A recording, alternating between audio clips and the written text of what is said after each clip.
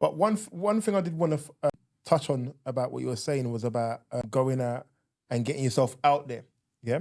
So one of the questions that I was going to ask is, how do you, when you're going for a breakup, how do you avoid being depressed? How do you avoid getting yourself into that funk of being dragged down into the, as Citra said, being under the cloud and getting yourself under it? How do we... Getting yourself under it, I think, is the...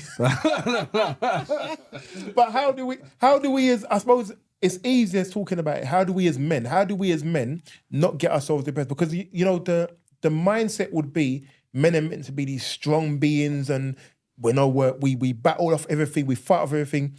Going through that though, a lot of guys go through a lot of breakups and have real depressions from it, and it could last a long time.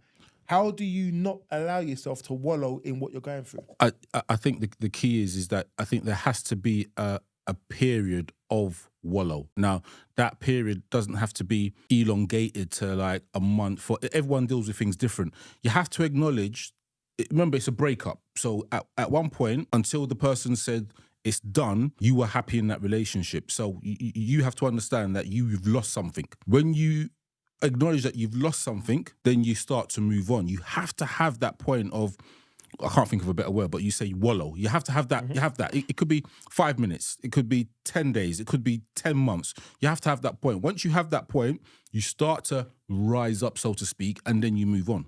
Do you have to have that point? I think you have to. Are you saying that you have to, or can you not just turn and say to yourself, you know what, I'm over it? I don't think if you're in a relationship that you care about the individual, you can just say, I'm over it, just like that. I think it's impossible.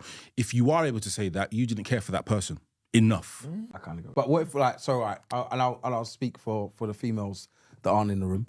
All right. Sounds about right. Yeah, you did. But anyway, they've made a decision months ago. They've been sitting there thinking about it. The relationship's been ongoing, and now they've suddenly said, I've made my decision. I don't care what he says now. I'm done with it. And they're over it.